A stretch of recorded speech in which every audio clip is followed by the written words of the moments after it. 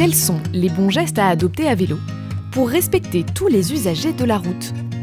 C'est tout l'enjeu du concours national d'éducation routière qui s'est tenu cette année à l'hippodrome de Rambouillet. Ouvert aux jeunes de 8 à 12 ans licenciés dans une école française de vélo, cette compétition leur permet de tester toutes les compétences techniques et théoriques acquises tout au long de l'année pour pouvoir rouler en sécurité. Le principe de cette épreuve, on va dire, c'est une mini-ville sécurisée bien sûr parce qu'on est dans un endroit clos, fermé et qui permet aux enfants de découvrir toutes les situations que l'on peut rencontrer sur la route.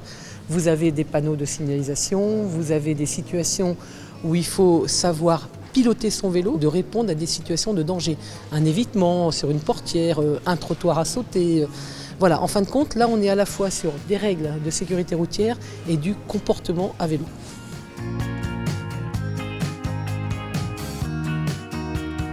Quand vous êtes dans le sas d'entrée du jeu, vous avez le droit de poser le pied pour regarder. Mais une fois que vous avez redémarré, vous n'avez plus le droit de poser le pied. Voilà, je vous souhaite bonne chance. Les règles sont simples. Il y a 6 zones à franchir qui allient à la fois maniabilité et respect du code de la route. Par exemple, au panneau de direction obligatoire à droite, on lève le bras pour indiquer que l'on s'apprête à tourner. C'est validé. Chaque jeune est suivi par 2 juges. Poser un pied à terre, toucher un plot ou encore le non-respect d'un panneau de signalisation entraîne automatiquement une pénalité. Pendant le slalom du test de pilotage, si le pied touche le sol, c'est une faute.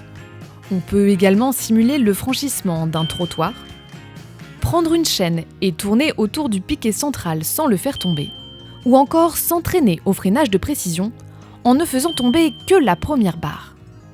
Le principe de l'épreuve qu'on a passée, c'était de respecter toutes les priorités, de faire connaître les panneaux routiers, le code de la route, comment on doit se comporter sur la route. Et la signalisation, j'avais bien révisé, donc je pense qu'au niveau de la signalisation, j'ai des bons points. Et pour patienter entre les épreuves, des jeux pédagogiques autour de la sécurité routière et quelques exercices de pilotage. Car l'après-midi, place à la théorie, avec un QCM destiné à vérifier leurs connaissances avant d'aller sur le circuit routier. Question numéro 2. À propos de quel danger ce panneau alerte-t-il?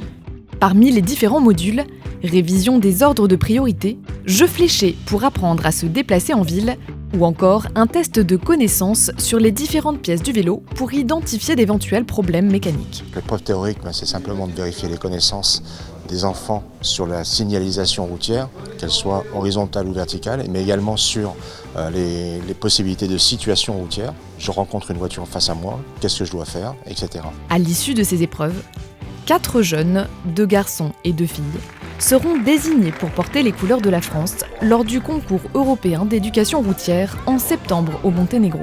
Dernière ligne droite, avant que la France ne devienne à son tour le pays hôte en 2024.